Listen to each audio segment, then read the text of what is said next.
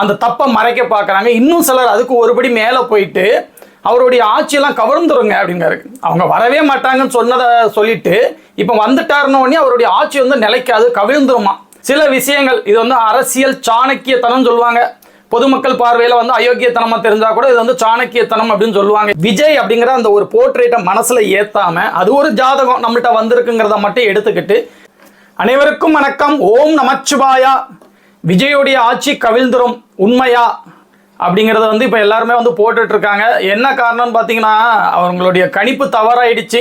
இப்போ நான் கணிச்சது சக்ஸஸ் ஆயிடுச்சு அப்படின்னு சொல்லி நம்ம வந்து இதில் பெருமையும் கொள்ள முடியாது. அவங்க கணிப்பு தோத்தடிச்சுன்னு சொல்லிட்டு நம்ம வந்து அவங்கள வந்து சிறுமையும் படுத்த முடியாது. என்ன ரீசன் பார்த்தீங்கன்னா, எல்லாருமே ஒரு மனிதர்கள் தான். கணித திறமையின் அடிப்படையில் ஒரு கெஸ்ஸிங்கில் நம்ம சொல்கிறோம் சக்ஸஸ் ஆகும் ஃபெயிலியர் ஆகும் அப்படிங்கிற ரேஷியோ அடிப்படையில் தவறுறது மனித இயல்பு தான். நம்மலாம் கடவுள் கிடையாது. அப்போ தான் கடவுள் ஆயிடுவோமே.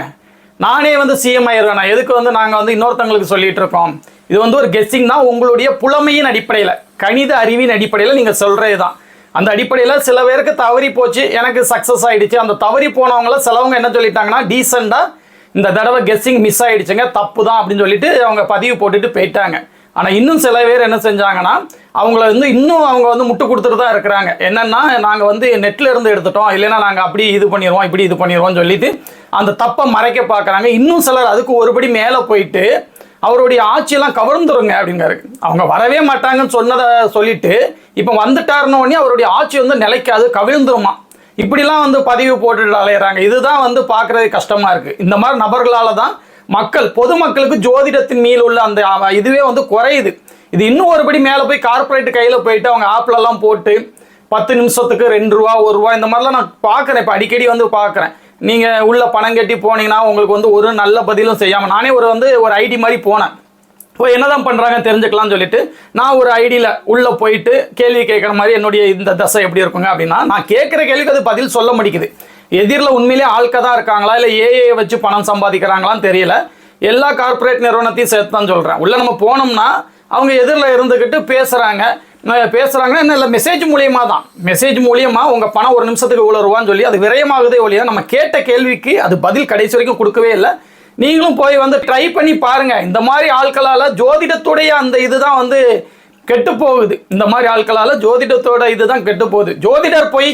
ஜோதிடம் பொய் இல்லை அப்படின்னு சொல்லி நம்மளுடைய ஷோ வந்து ஒரு இதில் சொல்லியிருப்பாரு. அது உண்மைதான். ஜோதிடம் பொய் இல்லை. அந்த காலத்தில் உள்ள ஞானிகள், அதுக்கப்புறம் இந்த கணித அறிவில் மேம்பட்டவங்க சில முக்கியமான விதிகளை சொல்லியிருக்காங்க. அதே நேரத்தில் எல்லாருக்குமே இது வந்து புரிஞ்சிருமானா இல்லைங்க. கொஞ்சம் கணித அறிவுலையும் கம்ப்யூட்டர் அறிவு, இந்த புதன் ரொம்ப வலுத்து இருக்கிறவங்களுக்கு இது வந்து கொஞ்சம் நுட்பமாக புரியும். மற்றவங்களுக்கு புரியாதுன்னு கிடையாது, புரியும், ஆவரேஜாக புரியும். அப்படிங்கிற அடிப்படையில் தான் நம்ம எடுத்துக்கிடணும். அந்த நேரத்தில் வந்து இன்னும் சேர்ந்துக்கிட்டு அவங்க பண்ண தப்பை ஒத்துக்கிடாம இன்னும் அவர் வந்து ஆட்சி கவிழ்ந்துரும் சொல்லிட்டு போட்டுட்ருக்காங்க. எப்படி கவிழும்? ஜூன் 2ஆம் தேதி குரு பெயர்ச்சி நிகழப்போகுது. அவனுடைய ராசியிலே 12 வருஷத்துக்கு ஒரு தடவை உச்ச ராசியாக வந்து உட்கார போகிறாரு. சிம்ம லக்னம் சொல்லிட்டேன். சிம்ம லக்னமாக இருக்கும் பொழுது குரு எப்படி கெடுப்பார்? 5ஆம் அதிபதியாகி அவர் இருக்கும் பொழுது அந்த லக்னத்தை பார்த்து செல்வாக்க கொடுக்கணும். 3ஆம் இடம் வெற்றி ஸ்தானம், 11ஆம் இடம் வெற்றி ஸ்தானம், 7ஆம் இடம் சமுதாய தொடர்பு, இத்தனை விஷயத்தையும் மேட்ச் பண்ணி சொல்லியிருக்கேன். அது எப்படி அவர் வந்து இது பண்ணுவார்? சுக்கிர திசையில் குரு புத்தியில் சனி அந்தாரம் தொடங்கும் பொழுது நான் சொல்லியிருக்கேன், இதுக்கு முந்தின வீடியோவில் பேசியிருப்பேன் நினைக்கிறேன். சனி அந்தாரம் வரும் பொழுது சில நெகட்டிவ் விஷயங்கள் வரதான் செய்யும். என்னன்னா, பதவி இழப்பு கிடையாது, அது மீறிய மன அழுத்தம். என்னடா இவங்க பேருவாங்களோ நம்மளை விட்டு அவங்கள பேருவாங்களோ அப்படிங்கிற மன அழுத்தமும், சுக்கிர திசையில் சனி புத்தியே நடக்கும் பொழுது எதிர்கட்சியுடைய அந்த இது சும்மா உட்கார்ந்துட விட்டுருவ மாட்டாங்களா. அவர் வந்து தனிப்பன்மையில வரலை. அவருக்கு ஈக்குவலாக எதிர்கட்சியை சேர்ந்தவர்களும் 3ஆம் கட்சியை சேர்ந்தவங்களும் ஈக்குவலாக உட்காந்துருப்பாங்க. இவங்களை விட அதிகமாக உட்காந்துருப்பாங்க அவங்க 2 பேரும் சேர்ந்து. அப்போ நிம்மதியாலாம் வந்து எல்லாமே பண்ண விட்டுற மாட்டாங்க. எல்லா விஷயத்திலையும் தடை தாமதம், இவங்க கேரக்டரை தப்பாக இது பண்ணுறது, போர்ட்ரேட் பண்ணது.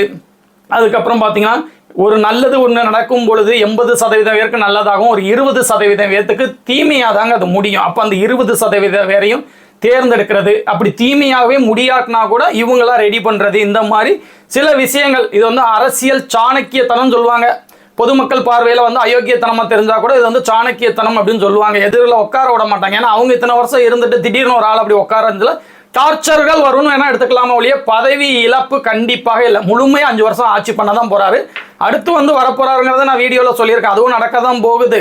ஆனால் இதோடைய உண்மைத்தன்மையை நம்ம ஜோதிட ரீதியாக தான் அணுகணும். விஜய் எனக்கு பிடிக்கும், பிடிக்காது அப்படிங்கிறத தாண்டி அவருடைய சுய ஜாதக அடிப்படையில் தான் நம்ம வந்து அணுகணும்.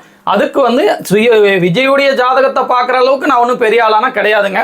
நம்மளுடைய ஆதித்ய குருஜி அவர்கிட்ட வந்து பார்க்க வந்திருக்குது. அவர் வந்து அதை வெளிப்படையாக மாணவர்களுடைய அந்த லெசனுக்காண்டி அவர் வெளிப்படுத்தினால தெரிஞ்சுது. அப்போ என்னுடைய அனுபவத்தின் காரணமாக அவர் சொல்லிக் கொடுத்த சில விஷயங்களை எடுத்துக்கிட்டு ஒரு 20 நிமிடம் கேப்பு, 51 வயசு ஆகுது, ஒரு 51 வயசுக்கு முன்னாடி விஜயை தவிர மீதி யாராவது வந்திருந்தாங்கன்னா நம்ம வந்து கேட்கக்கூடிய கேள்விகளை விஜய் அப்படிங்கிற அந்த ஒரு போர்ட்ரேட்டை மனசில் ஏற்றாமல் அது ஒரு ஜாதகம் நம்மள்கிட்ட வந்திருக்குங்கிறத மட்டும் எடுத்துக்கிட்டு நமக்கு குருஜி கொடுத்த ஞானத்தின் அடிப்படையில் எனக்கு பரம்பொருள் கொடுத்த சில விதிகள் அடிப்படையில் நான் ஒரு கெஸ்ஸிங் பண்ணி அந்த குரு சுக்கிரன் இந்த மாதிரி விஷயங்கள் பாவகங்கள் ஆதிபத்தியங்கள் இதெல்லாம் வச்சு கெஸ் பண்ணி சுபத்துவ பாவத்துவ கலப்புகள் எல்லாத்தையும் மேட்ச் பண்ணி நான் வந்து ஒரு வின் பண்ணுவார் அப்படின்னு வந்து போட்டிருந்தேன். 2026 வின் பண்ணுவார்னு எல்லாரும் மாதிரியும் வந்து ரிசல்ட் வர்றதுக்கு அந்த எக்ஸிட் போல் வந்ததுக்கு அப்புறம்லாம் போடலை. 2 மாதத்துக்கு முன்னாடியே, எலெக்ஷனுக்கு 2 மாதத்துக்கு முன்னாடியே நான் வந்து அப்லோட் பண்ணியிருப்பேன். அது வந்து இருக்கும். அந்த வீடியோ வந்து இந்த வீடியோடைய டிஸ்கிரிப்ஷன் லிங்க்ல கூட நான் கொடுக்க சொல்கிறேன். நீங்கள் தாராளமாக போய் பாருங்கள். ஜோதிடம் தெரியணும், நுணுப்பமாக படிக்கணும், எப்படி ஒரு கெஸ் பண்ணாரு ஜோதிட ரீதியாக, சும்மா கெஸ்ஸிங் கிடையாது. நம்ம ஒன்று அவங்க ஆய்வாளர்கள் கிடையாது. இல்லை இப்போ கருத்து கணிப்பாளர்கள் உட்காந்துக்கிட்டு பேசிகிட்டு இருப்பாங்க. அவங்க வந்து நிமிஷத்துக்கு நிமிஷம் விஜய் செல்வாக்கு ஏறுறதை பொறுத்து அப்படி மாற்றிட்டே இருப்பாங்க. அந்த மாதிரி இல்லாமல் அவருடைய ஜாதகத்தை சந்தேகப்பட்டு சிம்ம லக்னமாக இருக்கலாமாங்கிறத லாஜிக்கலாக ஜோதிடத்து ரீதியாக லாஜிக்கலாக எப்படி அப்படிங்கிறத மேட்ச் பண்ணி நான் சொல்லியிருப்பேன். நீங்கள் டைம் இருந்ததுன்னா தாராளமாக அந்த வீடியோ யூஸ் பண்ணி பாருங்கள். இப்போ வந்து ராஜேஸ்வரி விக்கி, அதுக்கப்புறம் வந்து ரேகாஸ்ரீ அப்படிங்கிற 2 பேர் வந்து வாழ்த்து சொல்லியிருந்தாங்க. மகளிர்ன உடனே விஜய் ரசிகர்லாம் இருப்பாங்க அப்படின்னு நினச்சேன். ஏன்னா வந்து நம்மளுடைய சேனலில் வந்து புது கமெண்டாக தெரியுதுன்னு பார்த்தா அந்த ராஜேஸ்வரி விக்கி அப்படிங்கிறவங்க ஏற்கனவே நிறைய கமெண்ட் வந்து அவங்க கொடுத்துருக்காங்க. ஜோதிடத்தில் கொஞ்சம் இன்ட்ரெஸ்ட் உள்ளவங்க மாதிரி தான் தெரியுது.